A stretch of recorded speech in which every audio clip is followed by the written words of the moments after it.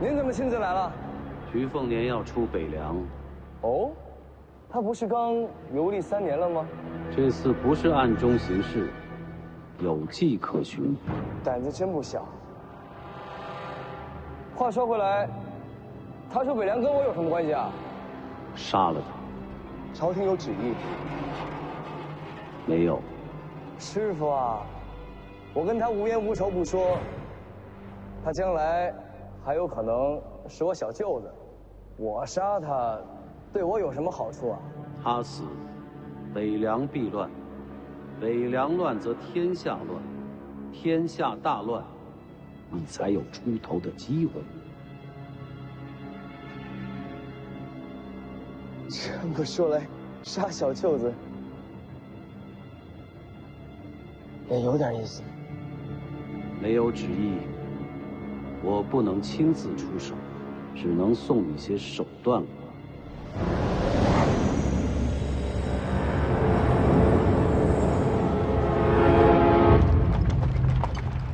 凤子营100名骑兵，就在前方后面。我还以为你一出灵州就不管我，直奔龙虎山而去了。军令已下，凤子营送你东行。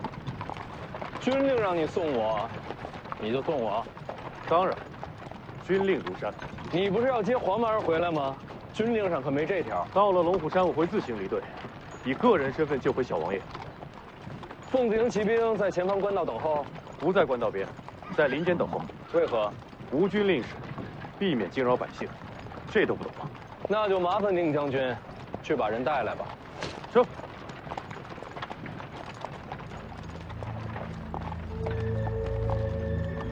世子，请留步。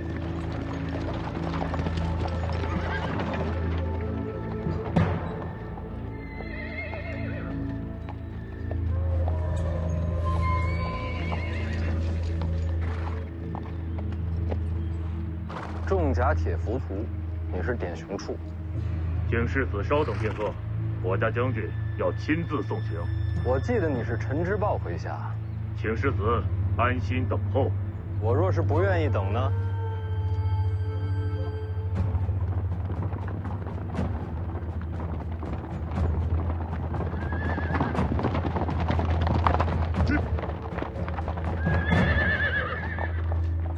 世子出行也不使唤一声，路球愿为马前卒，为世子这边坠镫啊！庆典呢？让路。楚将军，你这弩怕是射不穿铁浮屠的生铁甲。要不你试试？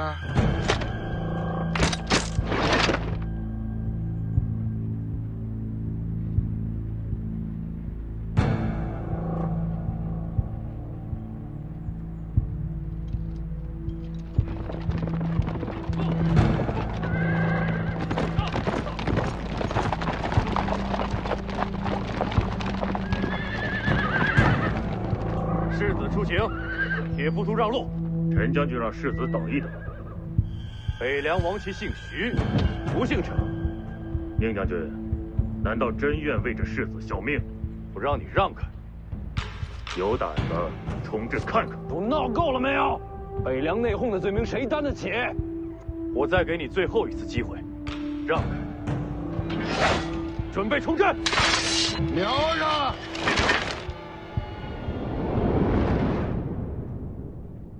你不是要保护徐凤年吗？等他快死了，我自然会出手。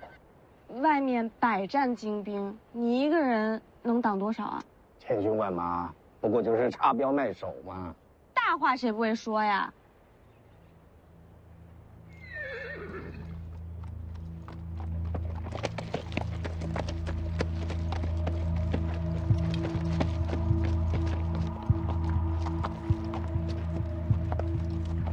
陈之豹，你小心点啊！万一我这有人松了弦，你不知道什么下场啊！我刚出灵州就着急追过来，这么急着想杀我？典刑处，将军，典刑处可护你东西。咱俩关系没这么好吧？为了北凉，你暂时还不能死。为了北凉，要不你先死一死？这没你的事儿。世子的事儿就是我的事儿。都别争了，我拒绝铁浮屠同行。有宁峨眉的凤子营就够了。他素来厌恶你，若要保护你，恐怕不能尽心竭力。难道你和典雄处还能欣赏我不成？由我下令，典刑处就是死，也会护住你。不需要。你想清楚，离开北凉，并不安全。宁峨眉，在，到龙虎山之前，你能护住我性命吗？只要有军令在，凤子营不死绝，你就不会有事。比起你，我更相信他。铁浮屠归营。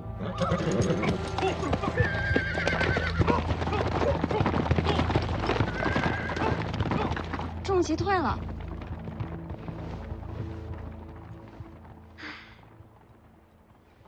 你担心那小子？谁担心他了？我是担心我自己。外面骑兵对冲，徐凤年有你保护，我能怎么办？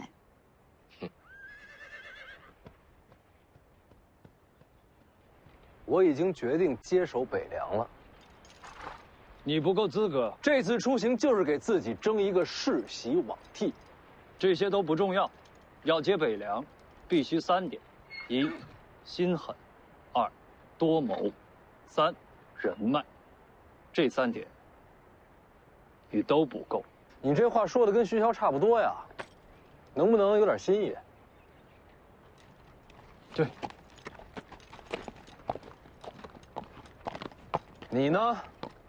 这3点你都做到了吗？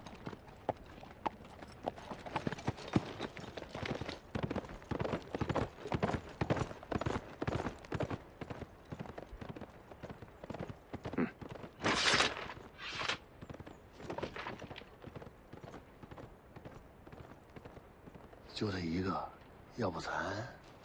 我倒是挺看好他的。这家伙是有点本事，所以他才留不得呀。别胡闹，世子，可不该把世袭罔替的事儿给说出来。这种事儿瞒不住人的，提前说出来，对北凉也好，京城也好，都让他们提前做个准备。你回吧。陆球要护着世子出北凉呢。徐骁马上要进京，到时候你护着他。真的？就这么说定了。小的明白，世子一路小心。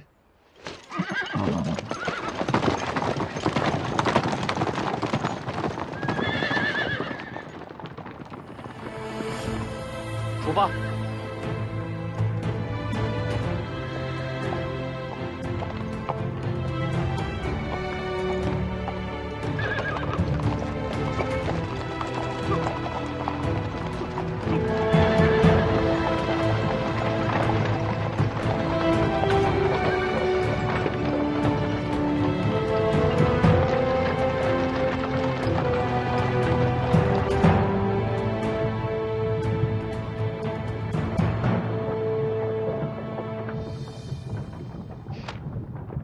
看什么？嘿，小丫头资质不错，想不想跟我学点真本事？不学。为啥不学？当年来求老夫想做我徒弟的笨蛋，可以从北凉排到东海。所以笨蛋才想做你徒弟啊？知道我是谁吗？我管你是谁。这倒是。连我自己都快忘了自己是谁了，又有谁还能记得木马牛啊？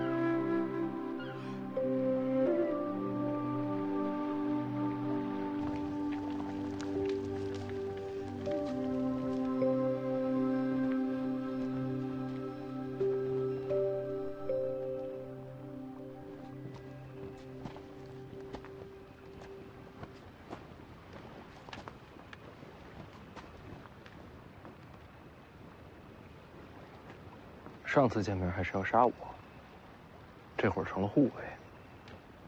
习惯了就好。我记得上次不是这把剑。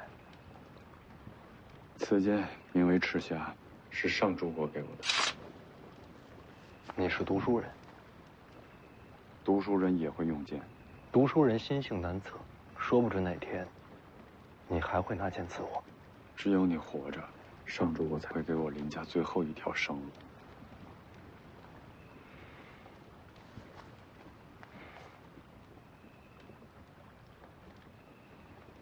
林家现在如何了？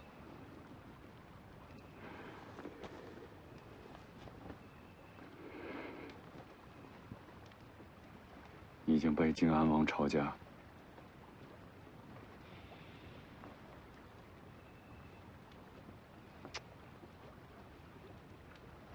那你应该去求靖安王啊！你投靠徐骁有什么用？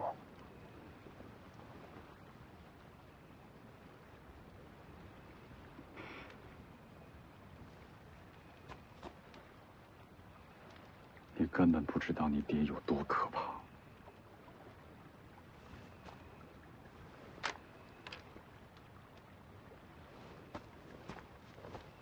就算改名换姓，他也终究姓林。你想说什么？这样的人留在身边，恐有祸端。我看过他的眼神，他连命都可以不要了。这种人杀不杀都一样，心已经死了。那我替世子时时刻刻盯着他。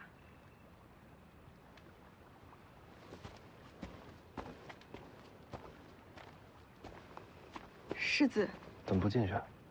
今晚我守上半夜。不用守夜了，凤子营附近扎营，安全得很。生死还是不要交到别人手里比较好。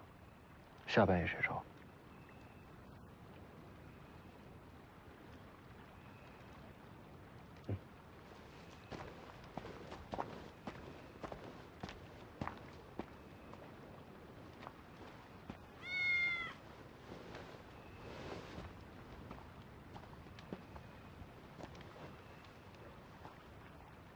我们已经出灵州了。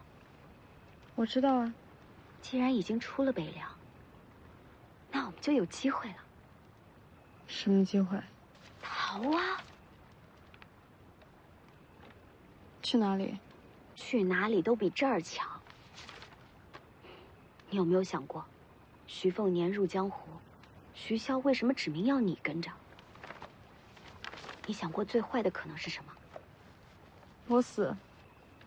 对啊，说不定就要死。徐骁杀了这么多人，为什么偏偏让我活着？关键时刻，楚国公主的命还是挺有用的。他要杀你？不是杀我，是拿我的命换东西。江离呢？前辈哪里人？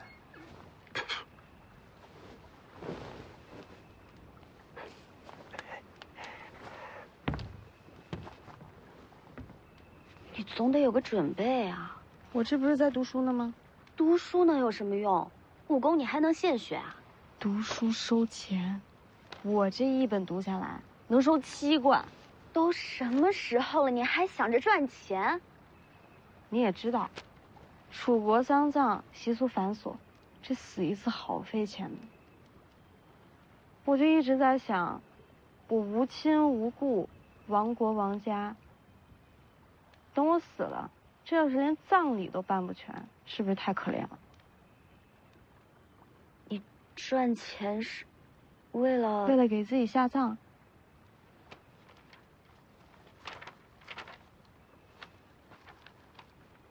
那你为什么要一直刺杀徐凤年啊？是因为恨徐家？不是。还能是因为什么？因为世子寻你，终于要读书了。我陪你一起去，只叫了江离一人。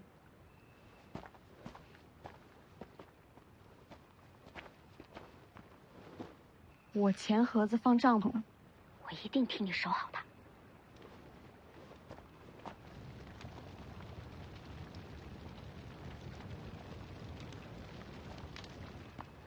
读书吗？没错。不是这本，去车上那些。可我都读了好几天了。没读给我听就不算钱，还是一字一文，读完就给。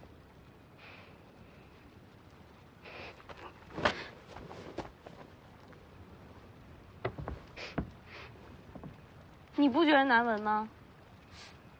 是啊，闷了一天是有些难受。篝火那边烧了热水，你自己去洗手洗脚去。我不洗干净别回来。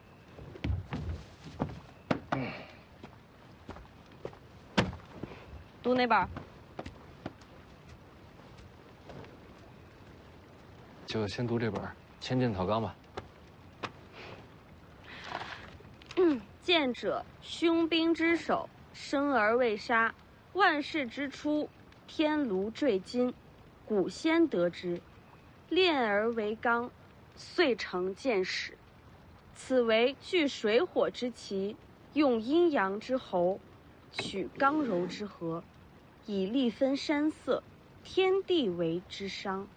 剑以刺激身形为术，所谓梨花舞袖，飞空白雪，日月跳丸，回马思乡，皆为奇术之用，术可轻传，为道难言。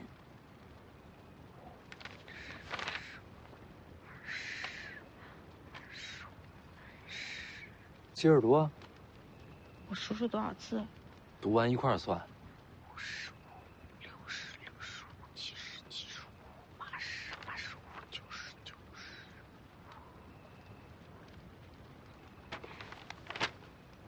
90。100字100文。明明是97个字，多出3个哪儿来的？不就多3个字嘛？你怎么这么小气？钱是我出。97就97。我继续读了。剑道，守微致虚，其意幽深。道有门户，亦有阴阳。正心修气，与神俱往。呼吸内实，法尽不僵。都是屁话。这书啊，误人子弟，满纸荒唐。前辈知道这书？千剑草纲嘛。杜思聪在写这本书的时候啊，是想抛开剑招技巧，专求剑道剑意。可惜终究水准不足，反而有失偏颇。写书的时候我就训斥过他，可惜他还是走错了路。写《千剑草纲》的杜思聪，被您训斥过？他来求教于我，在雪地里面站了3天3夜，我才勉为其难的点拨了他3句。你就吹吧，人家这本《千剑草纲》可是被黎阳朝纳入武库的，你有本事自己也写一本啊！老夫一向独来独往，心中万千气象，不屑付诸笔端。还吹，没完没了了。我继续读了。前辈都这么说了，换这本《杀精剑诀》试试。杀精剑诀。入海千里，有声巨兽，乘潮而行，其声如雷。养无畏锋刃之心，纵万顷波涛，一剑斩之。想法虽好，但剑诀不行啊，撑不起这场面。这本啊，还比不过刚才那本。好，那再换一本。这个，《绿水亭甲子习剑录》，王重楼给的剑术小册子。这本是求剑术招式的，你大黄庭都没稳住，练这个有啥用啊？太玄感应篇，有物混成，先天地生，惟象无形。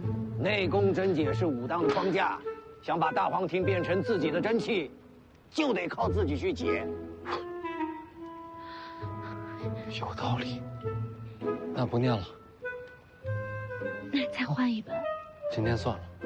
我才念几个字儿啊？我算一下，195个字，195文钱。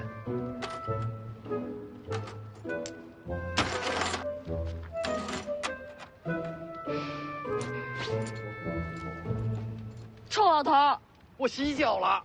就你话多，不然我能读好几本呢。你算算，你到底欠我多少钱了？老夫可没钱啊。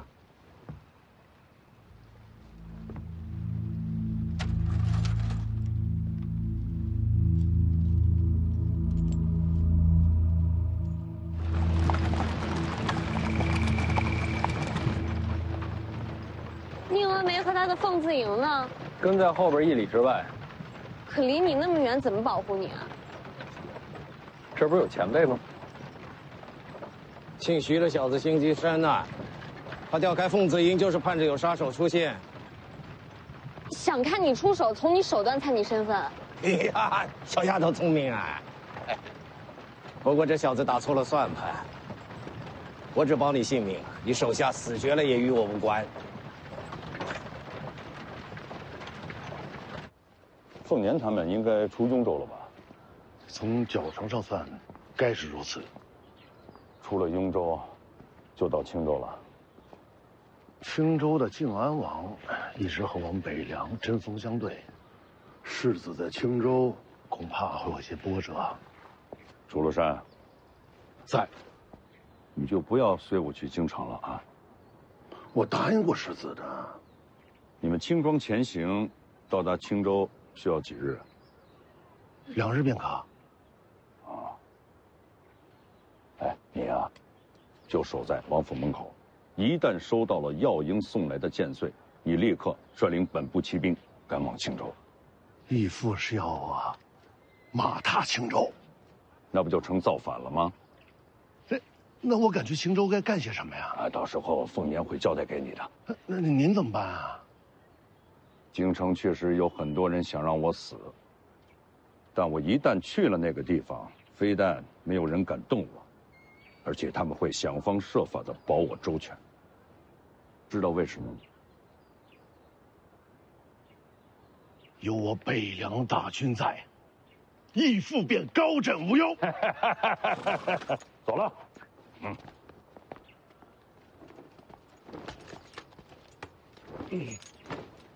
义父，哎，北凉军权交与谁手啊？啊，镇守北凉，非陈之豹莫属。走。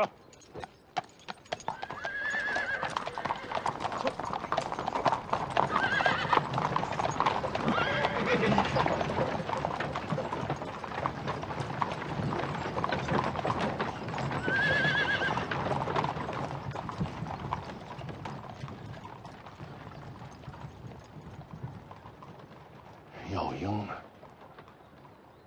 剑穗，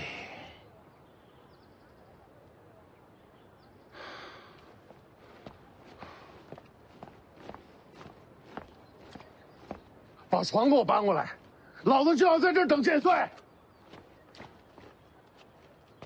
老子跟你们说话了，搬床去。去了，快去！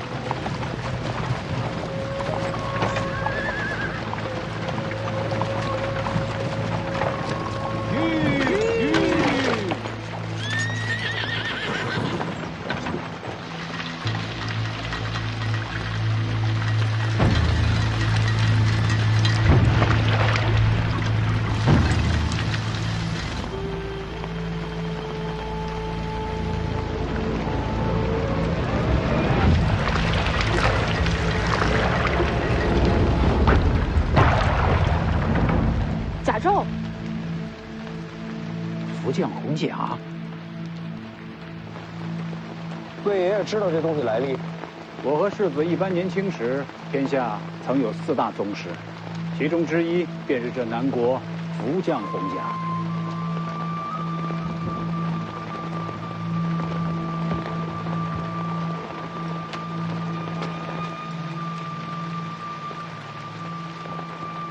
前面拦着那个就是。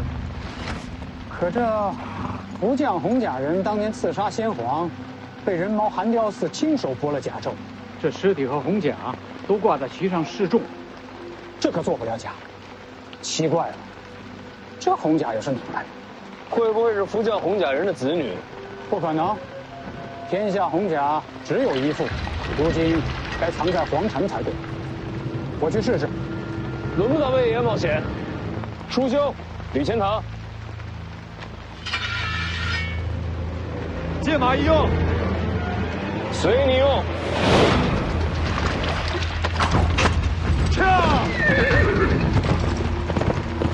咱俩谁先谁后，出手也得分个主次吧。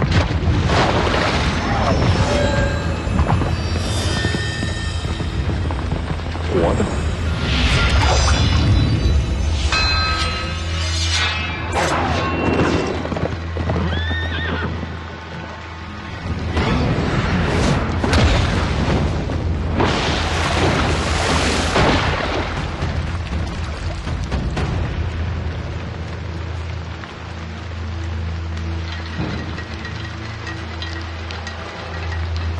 还好，不是四大宗师里的福将红甲。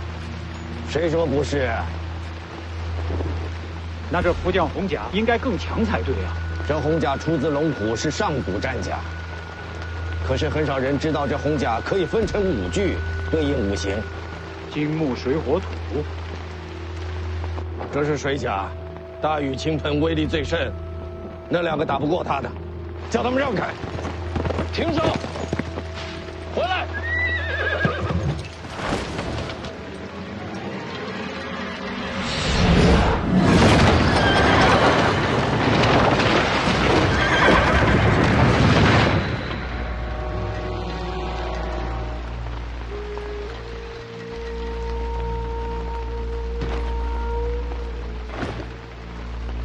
朝我来的。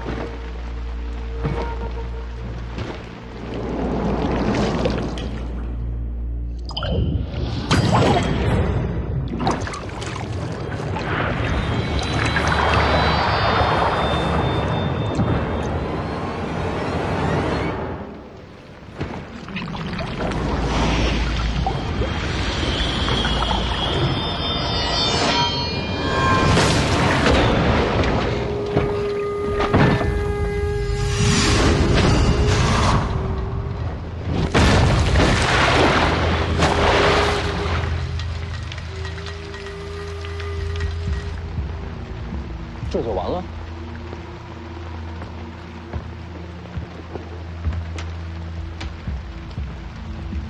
福将红甲一化为5，确实不如归一时强悍，可也不至于那么容易被击败。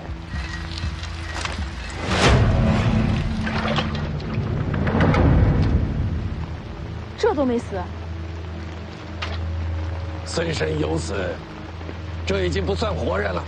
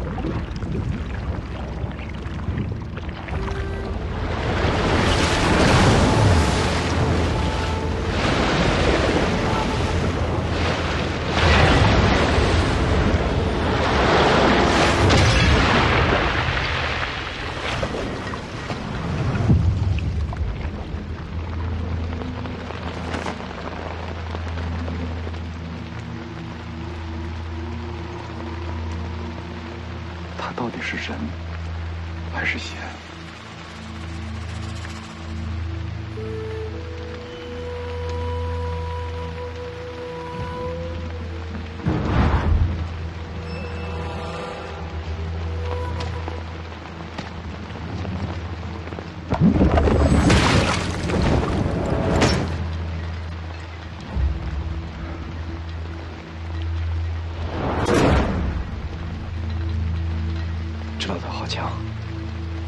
怕是对付不了。小舅子还真不好杀，宁杀没戏，再找机会吧。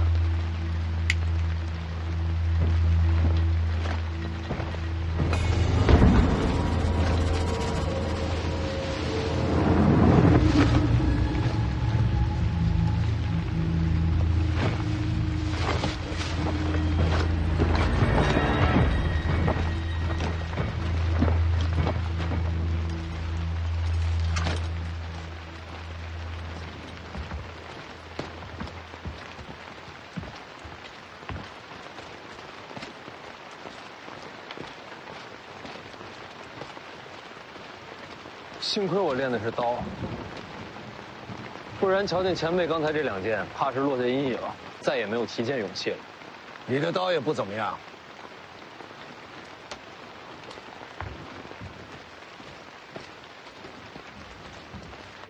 哎，呵呵，怎么样，小丫头？比不过白虎脸。那丫头是不错，可与我相差甚远啊。人家双刀舞的比你好看，嘿，我也会漂亮剑法，长得也比你好看啊，这也能比呀？所以我不做你徒弟，别想来。你的天赋真的不比外头那小子差，若跟我学剑，必成大器。我这身份，本事越高，死得越快。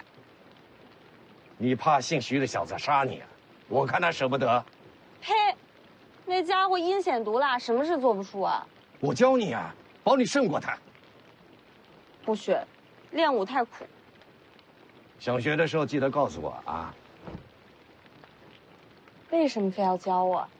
你天赋不错，还有那蛮不讲理的精气神也合我心意。嘿嘿。他呢？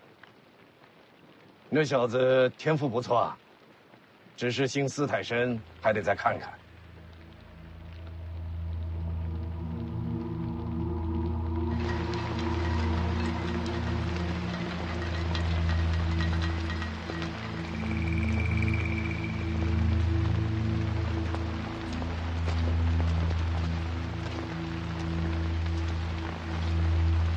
这2剑断了生机，可看上去还活着，怕是最后一口气了。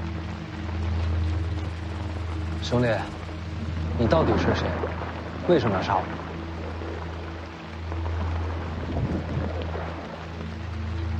看来是不想说。他不是不想说，是不能说。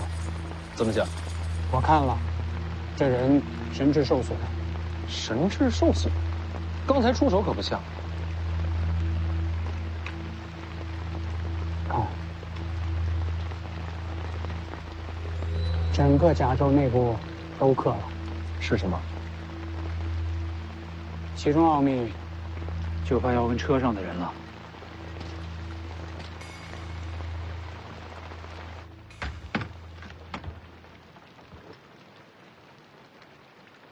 你看，这是什么呀？那红甲人身上的。这面刻的是什么？瞧着诡秘，这世上怕是没人知道底细了。小子心思不正啊，拐弯抹角来探底细。前辈知道。知道你就说呀。这是真气。真气。这符箓是用特殊材料刻下，作用是流通真气。真气在这些纹路中流通，不仅仅是流通，还能储存真气。最奇妙的就是，这符箓将真气传入这里，脑袋里。所以说，外面那人不是天生神力。这红甲阴损得很，等于是培养一批死士，再用甲内储存的真气助其伤人，所以我才下了杀手。那里面的人，宁死也不会投降。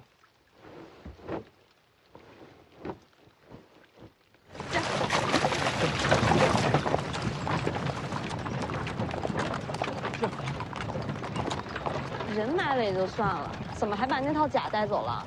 如此手段，研究看看。前辈说这福将红甲一共5具，虽说这次只来了1具，难保下次不会全都出现。谁说这次只来1具？方才在树林里还有3具等着。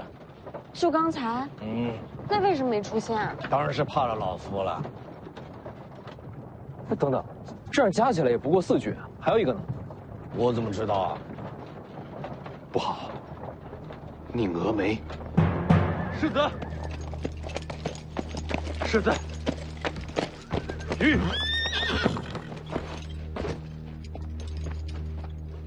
遇袭了。世子，有一洪家人偷袭凤子营，结果如何？是在下无能，凤子营死伤了40多人，都无法留住那个人，只是将其逼退，最终还是被他逃脱了。宁峨眉甘愿领罪，只求世子饶了凤子营剩余的将士。按北凉军律，作战失利，兵将无能，是何责罚？最少鞭挞，最重斩首。我们这边也遇上了洪家人，他们2个对此可是束手无策。你能将其逼退，已是难得。我再多问一句，激战中，凤子营可有未战后退之人？一步未退，只有战死的凤子营，没有逃命的北凉兵。好，死伤过半，勇战不退，可称骁勇之士。此战凤子营勇战得胜，有功无罪。起来吧。宁峨眉替凤子营谢过世子。你把剩余将士带回北凉吧。现在看来，此去东行怕是条死路。北凉铁骑何曾怕死？阵亡的士卒要不要回家？你把他们带回北凉，然后再赶回来。我会放慢速度等你。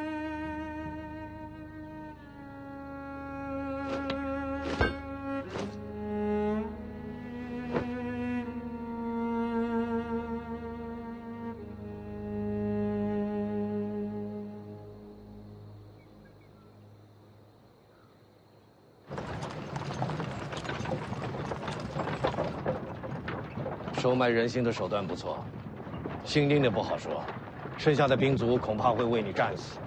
凤子营没那么容易被收买，我也不愿他们战死。你是世子啊，他们为你死是天经地义。我接手北凉就是为了颠覆这样的天经地义。这小子有点古怪。不说我，前辈方才那2剑惊天动地，我还是忍不住想问前辈名号。我用剑，你可以猜猜。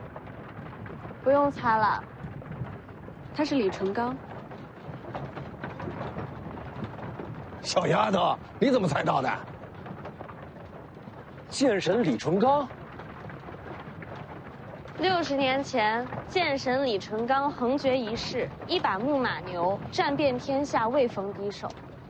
你的剑我听说过，连我自己都快忘了自己是谁，又有谁还能记得木马牛啊？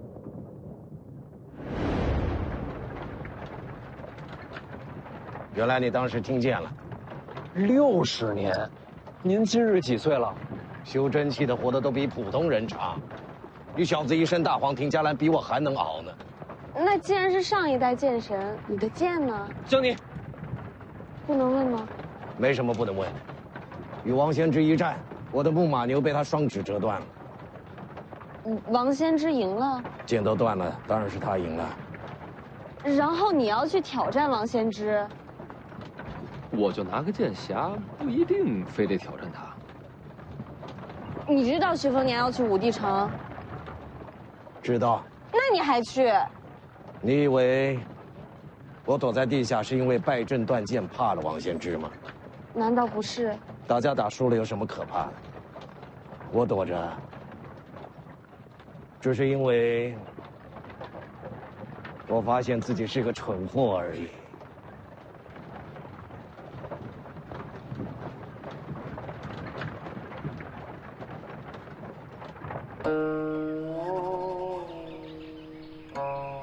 世子，咱们要是绕道而行，1天不到就能离开雍州。如果走后山，恐怕要耽搁10日。我知道。世子，车里真是李淳罡？应该不假。这都怎么了？一个名字变成这样。那可是剑神李淳罡啊！江湖代有奇才出，这一位独占鳌头50年，他当年的剑法那是冠绝天下，这风采宇内无双，真是令无数侠女痴迷，天下剑客敬仰啊！陆兄，你也痴迷李剑神吗？我可是听他传说长大的，对我来说，他就像剑神林凡一样。青鸟好像没反应啊。我就是个丫鬟，嫌贫爱富的，对穷老头什么的没兴趣。姓林的，你呢？吕钱塘，你呢？吕钱塘，我好歹是个读书人，他若能考上状元，我便钦佩。这闷葫芦。咱们抓紧赶路，晚上住观里，遮风挡雨。怎么感觉世子越到青城山，就越高兴呢？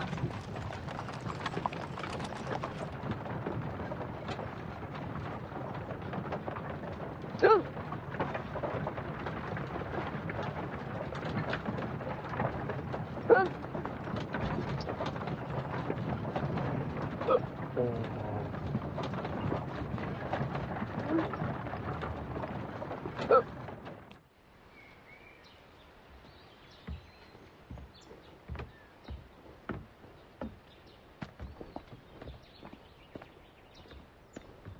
你怎么知道这儿有个道观？我掐指能算。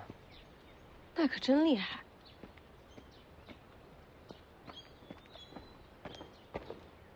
世子，这道观有些古怪。哪里古怪？后院的树都被人给伐了。哦，都用来烧火了。烧火了？当时找不到木柴，就把树都给砍了。啊，原来世子来过。3年前跟老黄住过这儿。你过得也不容易啊。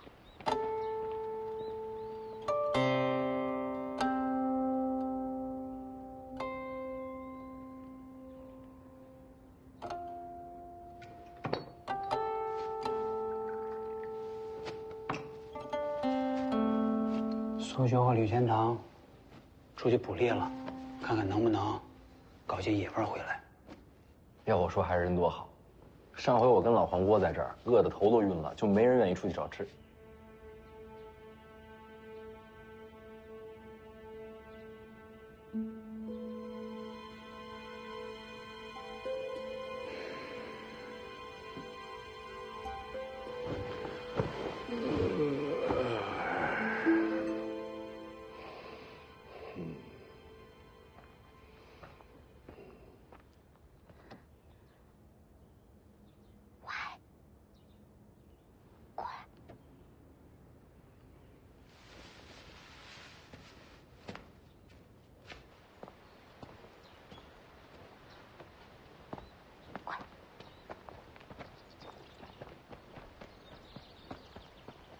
怎么？什么东西？砸人啊！凤子英不在，今晚就是最佳机会。那个吕钱塘之前不是读书人吗？看起来身手一般，我们就把他当做突破口。你倒是挺了解的。哎，你听到我说没有？就这么说定了。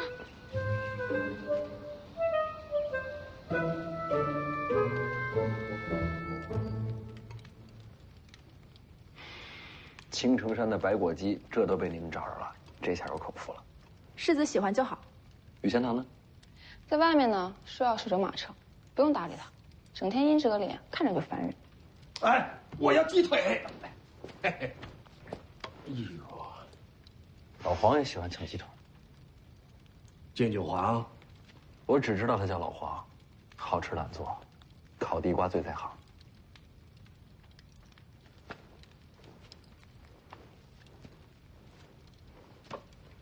来啊，要吃自己拿。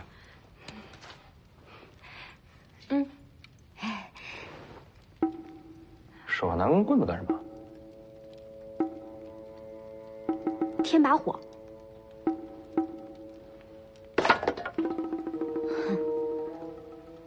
莫名其妙。嗯。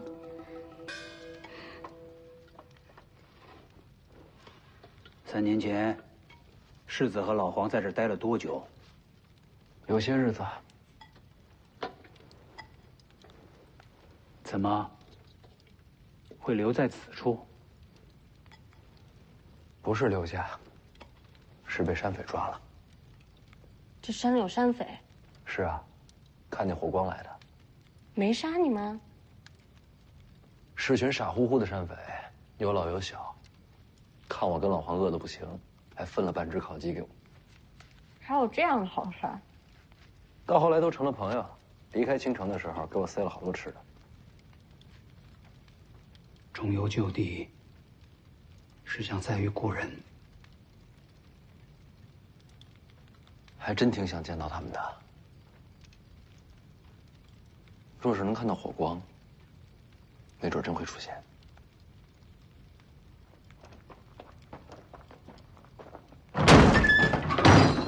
把三姐交出来！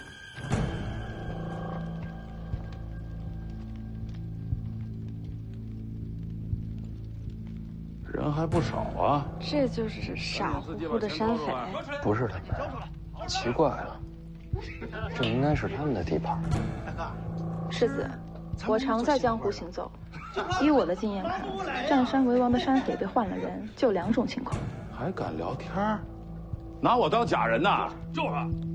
赶紧把钱掏出来！掏出来！站这边，女的站在这边来。第一种被夺权赶走，那第2种呢？被新势力赶尽杀绝。我们一个也不浪费。小丫头还学着别人拿匕首。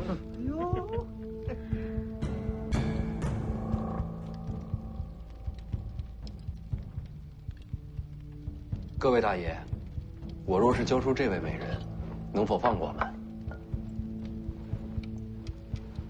反正我们都要死了，能不能再问个事儿？之前的老孟头去哪儿了？哪儿那么多废话？待会儿我先砍的就是你。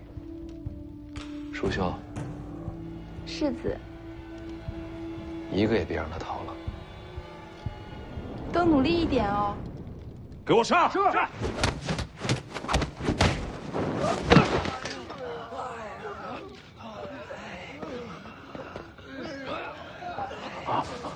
别张嘴走啊，进来聊。饶命！我有眼不识泰山，还望大爷饶命。来青城多久了？1个多月了。时间这么紧，没见自己的寨子吧？寨子是原来人留下的。你把他们杀了？没有没有。但是我知道他们惹祸了。惹祸？惹什么祸了？5个老神仙抓走了一个10几岁的小丫头，然后姓孟的那伙人又去登门要人，结果一个都没出来。小雀儿，青阳为什么要抓那丫头？听说青阳的老神仙擅长采阴补阳，可能是看上了。抓进去多久了？我们来之前的事儿，不到2个月。大爷，你还有什么要问的？我都说了。杀过多少人？没杀过，我们都是苦人，都是被逼无奈干这个的。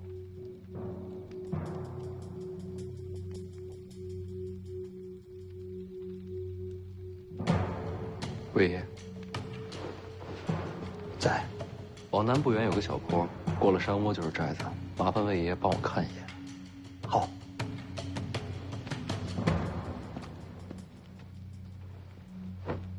把人给我看好了。世子放心，一个都跑不了。世子去哪儿？出去走走。一起。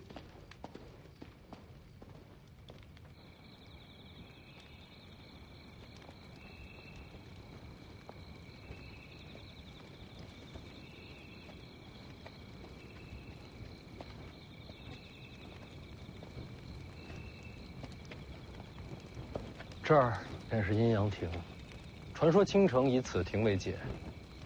山下是阳间，山上是阴间。阴阳恐怕没这么容易分清吧？是啊，这世上本就是阴阳难分，人鬼莫辨。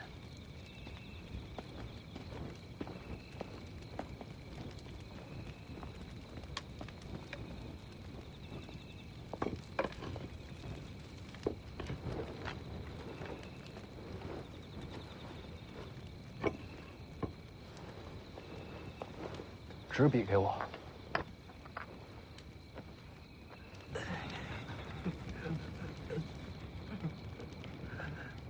别动。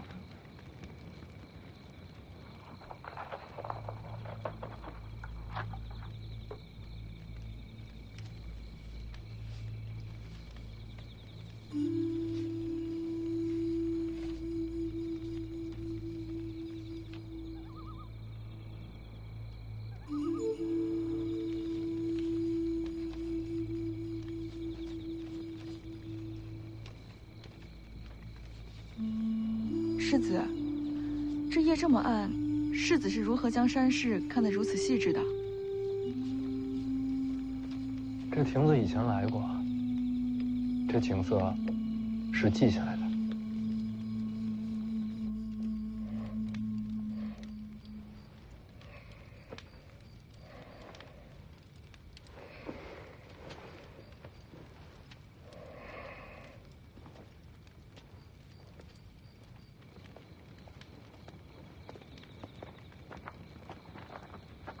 去哪儿？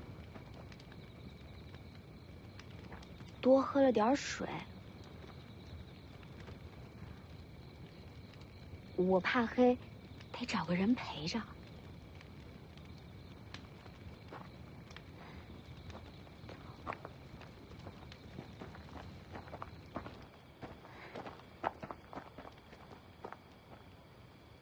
又怎么了？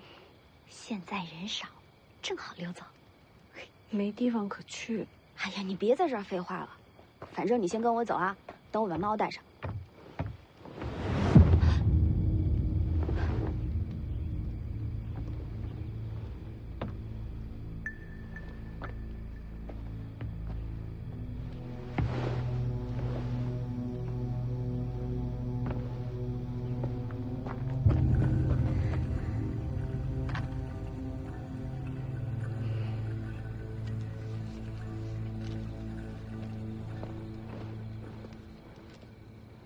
世子，您是怎么找过来的？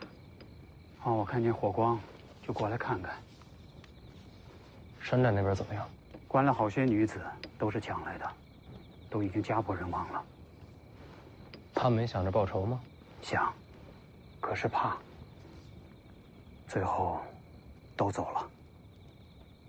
那些匪徒是宋官吗？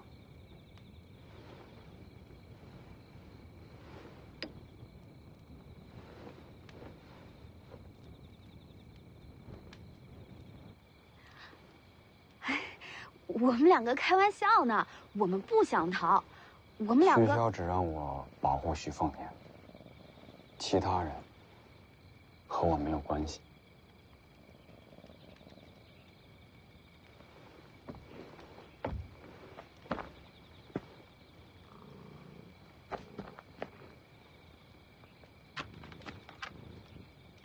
你们走吧，我不拦着。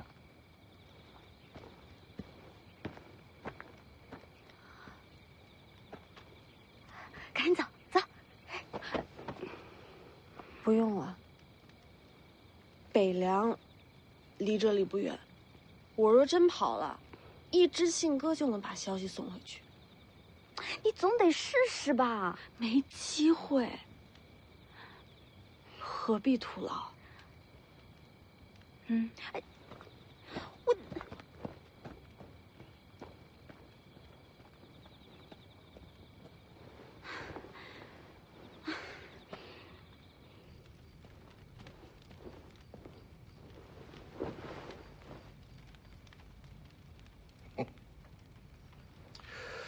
我是觉得你不想走。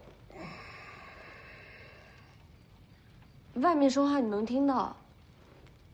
我想听见就能听见。怎么样，小姑娘，要不要跟我学武功啊？有了一身本领，走也好，留也好，都随你心意。不学。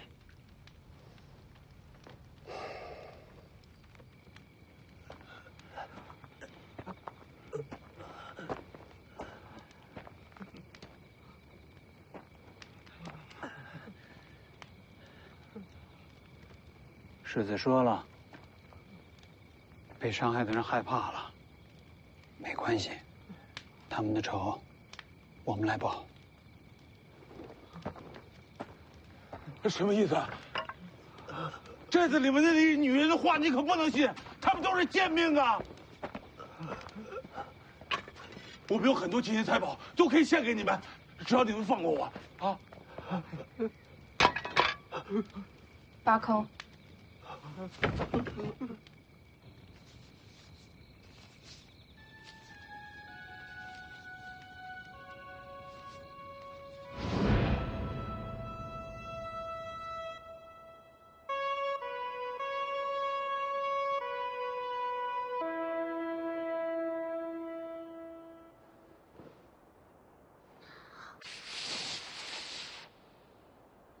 我怎么不行啊？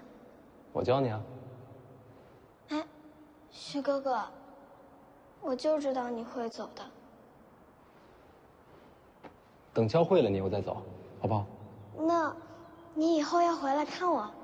一定会来。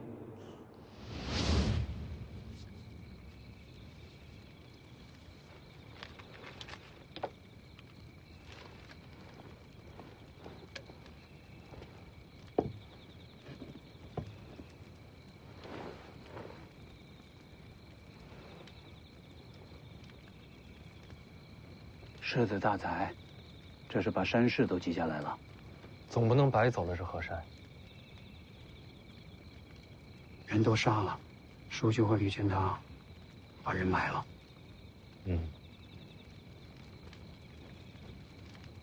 魏爷是有话想说。世子，为什么不把他们送去官府？我送去的人，官府未必会杀。跟北凉有仇的，朝廷都会保。当然，这些只是些山匪，无足轻重。但我就是怕万一啊，这么多条人命的仇，不想让他们有机会逃出生路。那些山匪也是罪有应得。不是所有的山匪都这样的。当年老孟头，别说杀人了，打劫的时候遇着苦命人，他还要自掏腰包。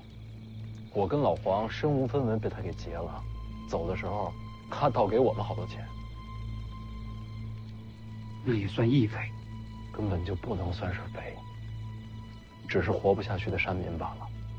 他们老弱妇孺都有，还有个小丫头，叫做小雀儿，天天缠着我跟我学吹叶子，还老是偷老孟头的肉干给我。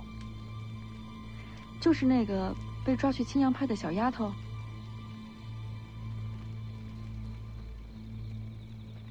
青阳派吴灵素，先帝御赐，青城王名号，自立神霄派，继武陵门派，又是皇室耳目。青城是北凉境外第一关隘。这吴灵素，其实就是暗中监视北凉。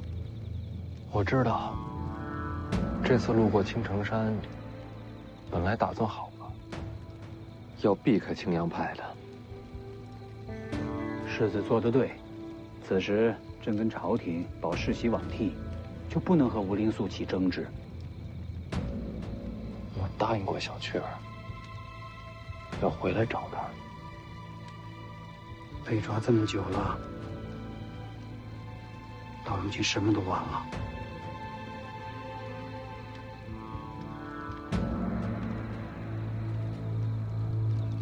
是啊，晚了，救不了了。说了吧。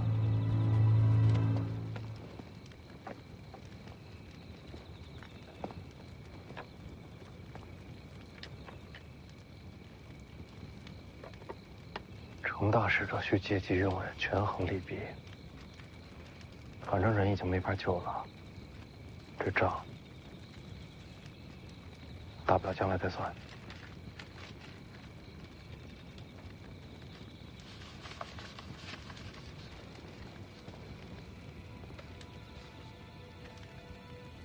可万一人还活着呢？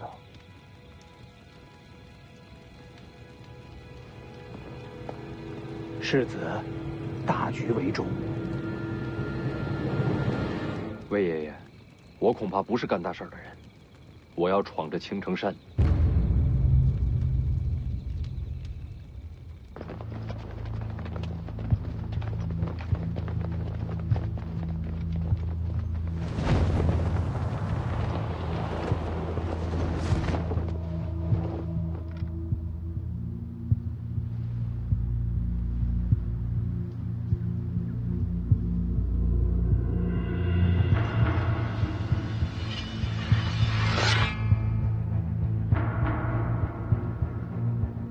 无灵素人呢？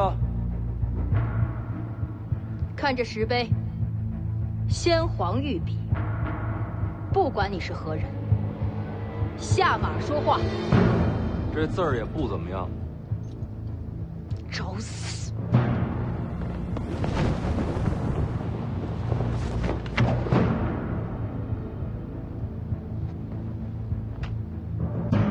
布阵！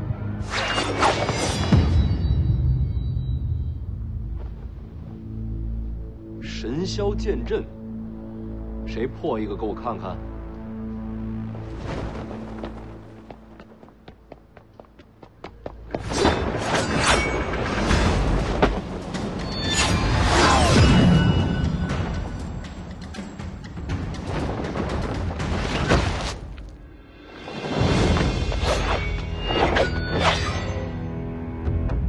还是换人吧，他可破不了神霄剑阵。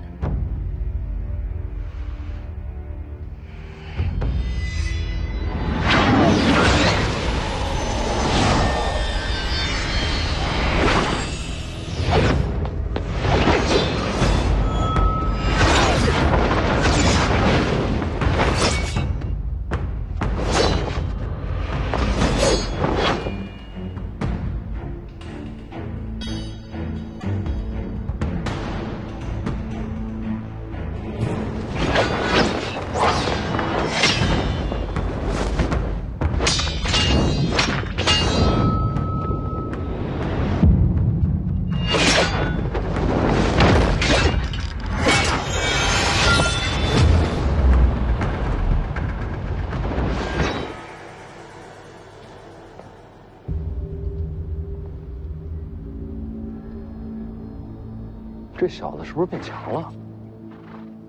用的是赤霞剑诀，很高明的剑术吗？高明个屁！靠气血内爆才借来一点力气，用的越多，伤的越深。练这个的都活不久。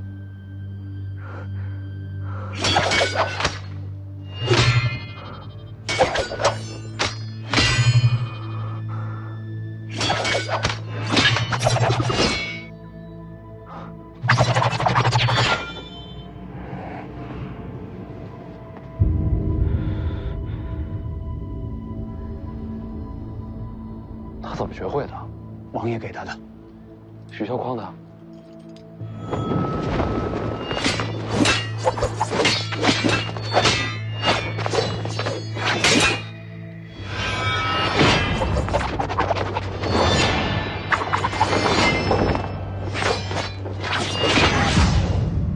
他不知道用这功法会害他自己性命。知道。你真的想好了？此剑法虽然威力很大，但凡是练它的人，死的都很快啊。若我用命来拼，能换林家一线生机，我死1000万次，都心甘情愿。给他吧。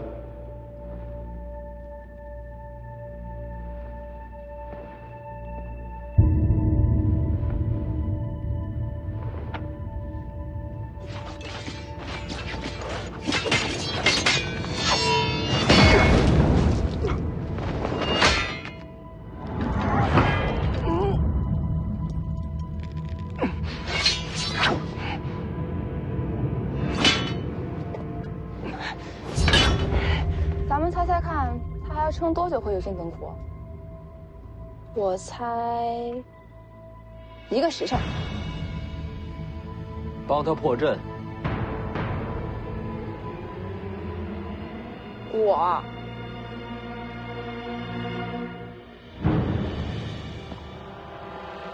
世子说什么，就是什么。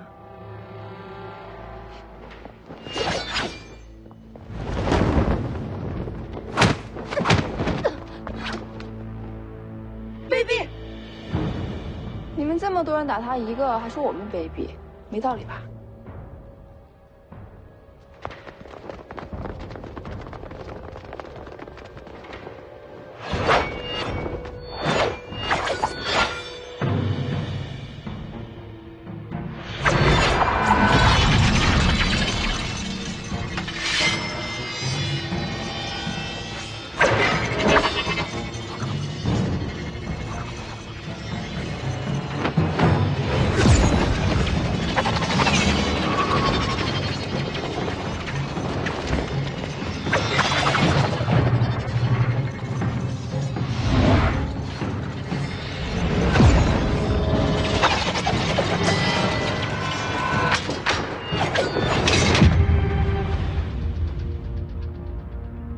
方才是一消阵，现在才是真正的神霄剑阵。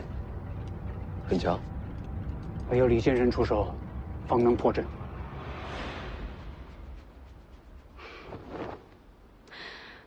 你不出手，你拜师我就出手，不出手拉倒。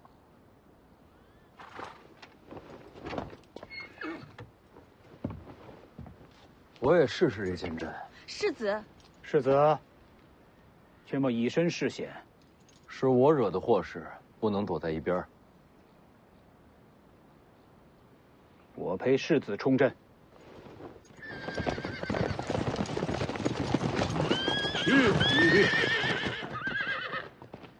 世子，死伤者已送回北凉，宁峨眉率凤子营归队。来得正好。先皇留下的石碑，天下闻名的神霄剑阵，敢不敢陪我冲个阵？列阵！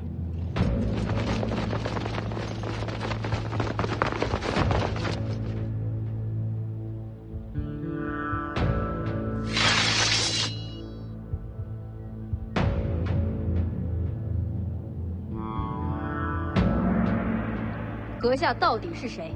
徐凤年，北凉世子。这青城不是北凉，你率众闯山，到底想要什么？有个叫老孟头的土匪，还有一个叫小雀儿的丫头，再就是和老孟头一块的山贼，有一个算一个，活要见人，死要见尸。没见过，那就没得谈了。徐哥哥，小雀儿，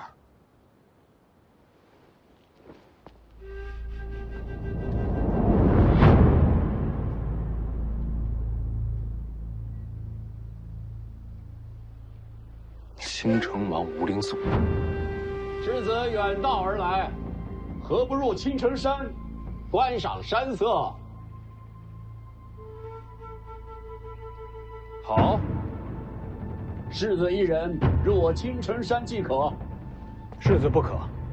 好，我一个人上去。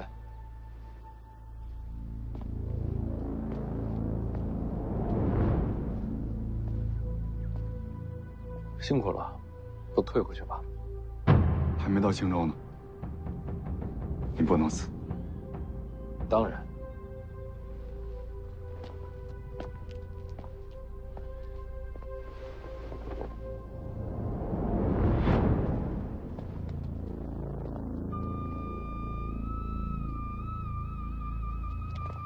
做好准备，如有变故，马踏青阳。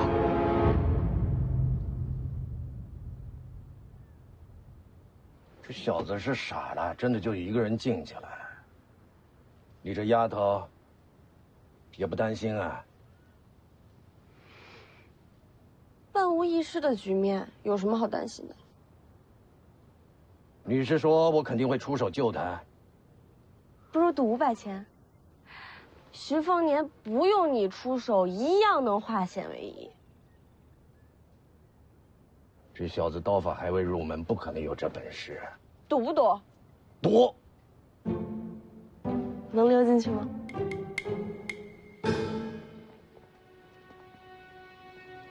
到了。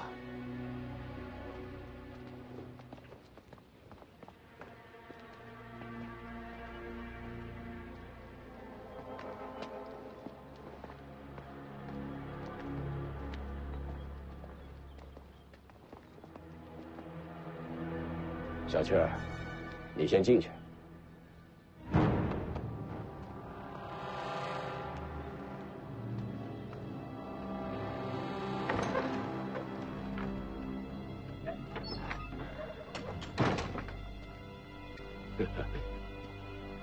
我没想到，世子还真敢进来。把人给我。闯青阳派，就是为了这个山野丫头？你开条件。刚才为你闯阵的那1男1女，是你的侍卫吧？对青阳派无礼，我要他们的命。可以，把人给我，那2个交给你。世子现在就出去，把2个人都拿来。买卖不是这么谈的。这不是买卖。世子入了青城山，命就在我手里，你没得选。这就骗不下去了。你觉得这小子接下来该怎么办？怎么办？谈不了就打呗。他还敢动手啊？怕什么？现在骑虎难下的是那姓吴的。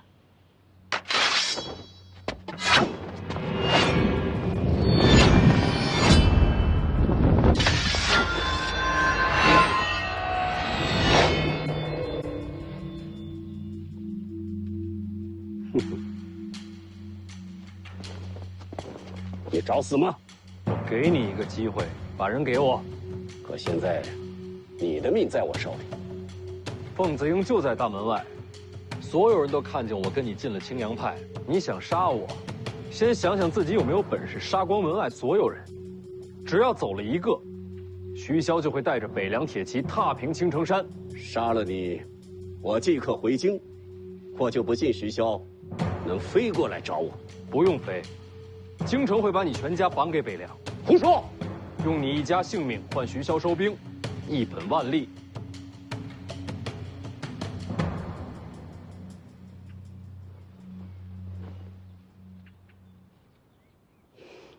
你输了。你一早就明白这局面了。这有什么难的？区区一个青阳，怎么敢明面里杀北凉世子？所以徐凤年孤身入山门是有恃无恐。这家伙贼得很，怎么会去送死？没想到你是他的知己啊！你才知己。记得500钱。世子名不虚传。贪花好色吗？难怪他一直夸你。谁夸我？说什么呢？行了，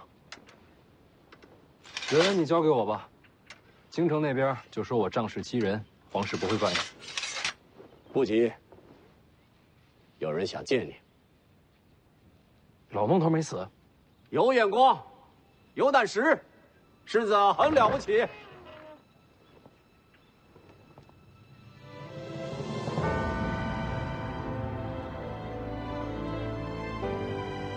姑姑，凤年，姑姑，赵玉台，你认识？我躲在听朝廷底下好些年，徐骁父亲每次来见我，他都守在边上。他是徐骁的人。你知道徐凤年他娘吧？王妃是府上第一个对我笑的人，我到现在都还记得。他娘姓吴，来自剑冢吴家，是吴家上一代剑冠。吴家的剑主都有自己专属剑室，与剑主一起长大。这么说，他是王妃的剑士？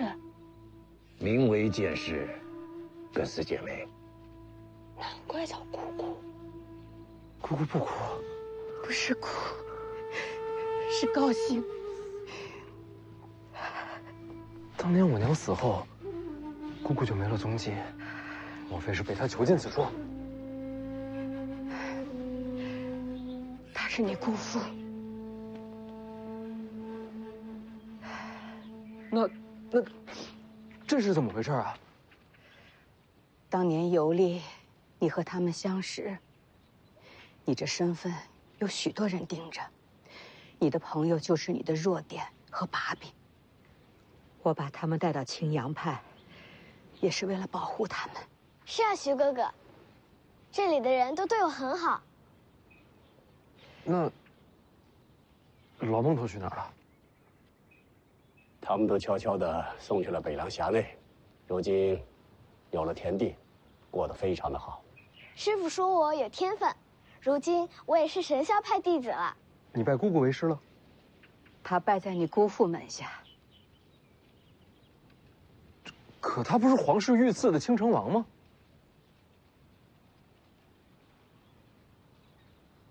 这么多年青阳派仇视北凉，全是假的？是反间，替北凉盯着京城呢。这事徐骁知道？自然知道。你们俩好好聊着，我去周围看看，免得让人瞧见。徐哥哥，我待会儿再来找你。我这些年做的事，稍有疏漏，就会天翻地覆。大将军不敢泄密，也是怕我遇到危险。真是大手笔。青阳派竟是北凉暗线，将来铁骑若出北凉，青城山便是通途，再也掐不住北凉咽喉。不仅仅是青阳派，我真正做的事，比这更重要。还有什么事能比得过这手笔？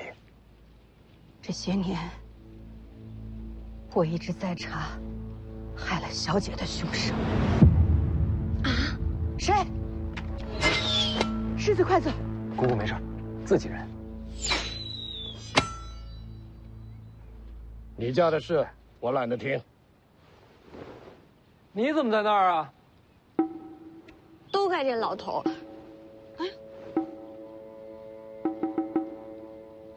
有梯子吗？我现在就下去。江妮，我家丫鬟。丫鬟，通房的。不是。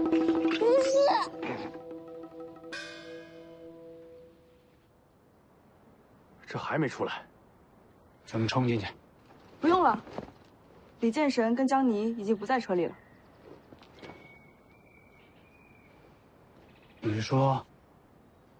应该已经进去了。那就好。剑神在，世子可保无忧。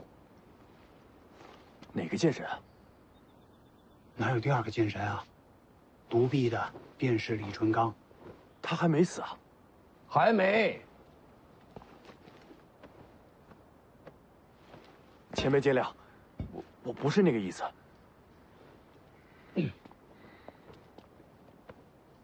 敢问前辈，世子呢？里面。那您怎么出来了？早饭吃多了，有点困，我先睡一会儿。放心吧，我把江妮留里面了。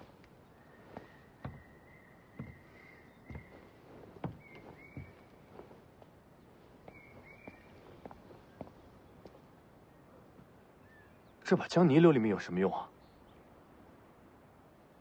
既然前辈回来了，那应该是不会有什么大事儿。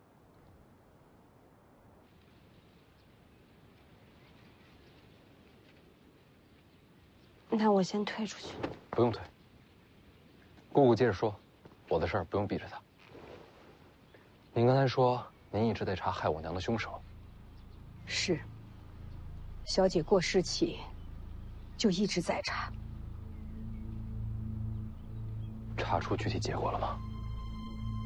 小姐离世时，奴婢和大将军才发现她身负重伤，可小姐不肯说出害她的凶手是谁。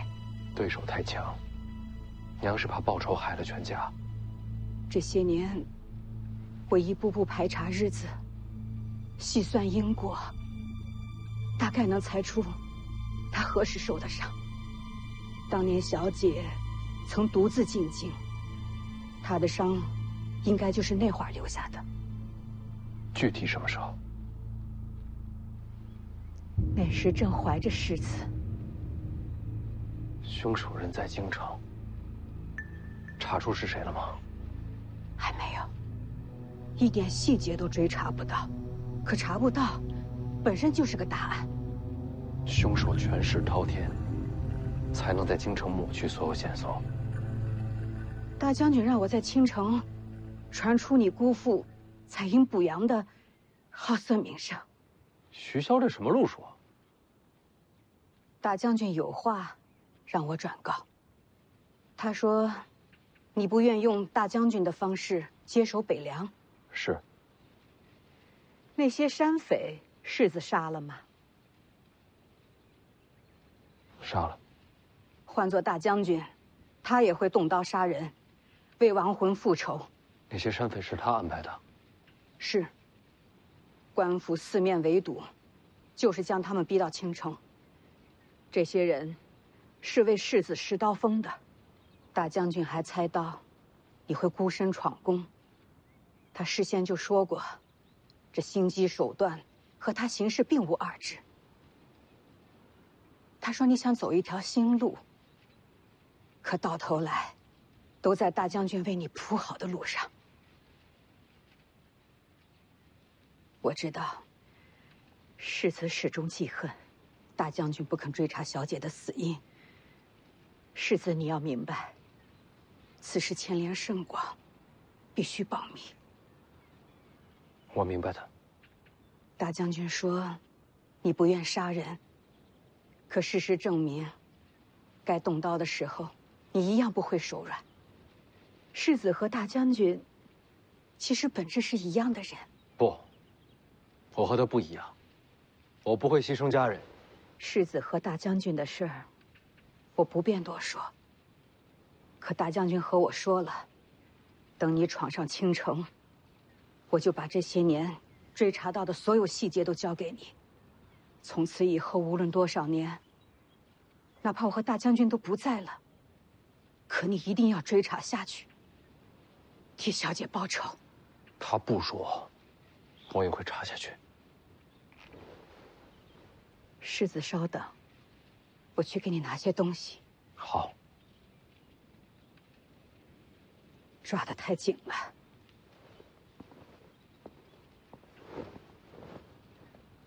疼吗？不疼。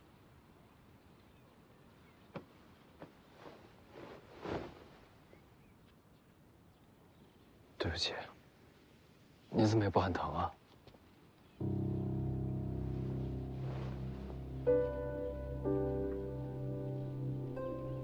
王妃是个好人。记得我刚进王府的时候，既害怕又伤心。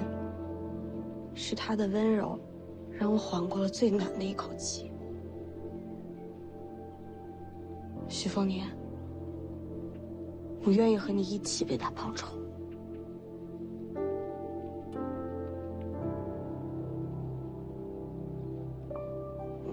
但我和你还是照样势不两立的。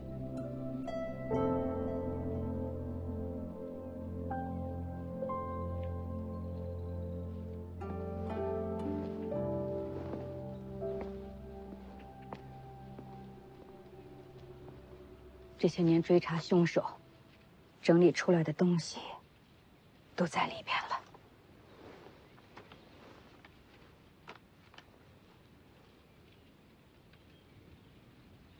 姑姑何时嫁给了吴灵素啊？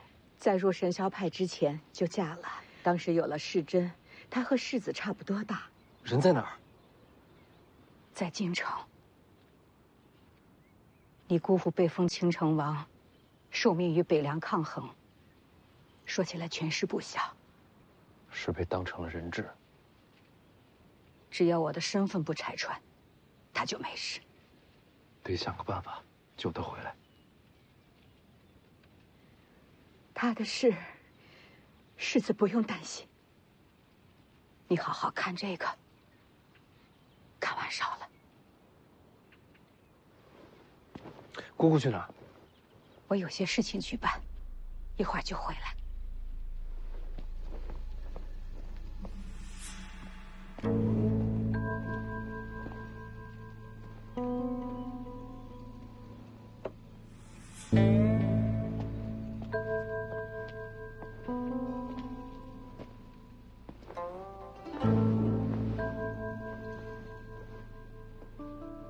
要不你读给我听，还是一字一文？你疯了吧？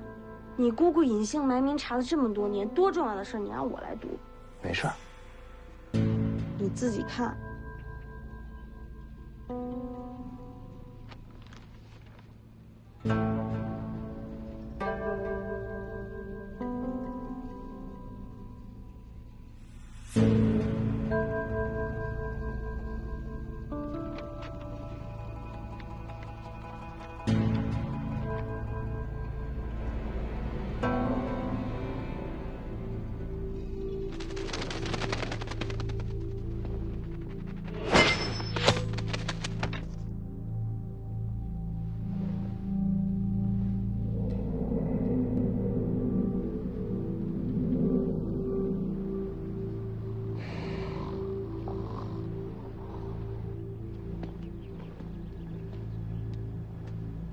送的什么消息？我们有多久没见到世珍？他一个人在京城，无人可信，随时都有亡命之险。我问你送的什么消息？徐凤年此行细节，这本来就要送去京城的，得让他们知道，徐凤年闯剑阵，京城才会更相信我们的立场。还有呢？还有北凉的军营部署，用这个才能换世珍回来。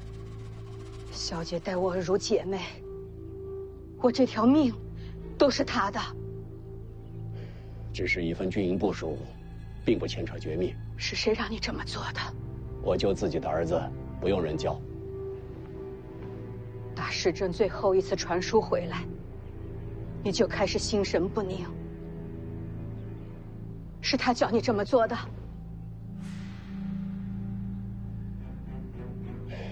世珍也是想逃离险地，和我们团聚呀。世珍在京城有没有投效皇室？当然没有。那就好。你就不想救他回来？你真的要为北凉献出儿子的命？大将军已经启程前往京城。他跟你说过要救世珍回来？没说过。那你怎么信他？如果这次京城之行，大将军没有带回世珍，那我就亲自入京，救回儿子。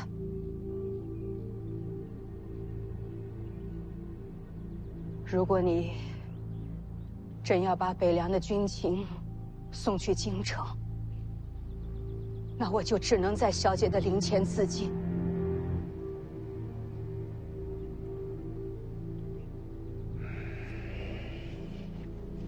好吧，我不送信。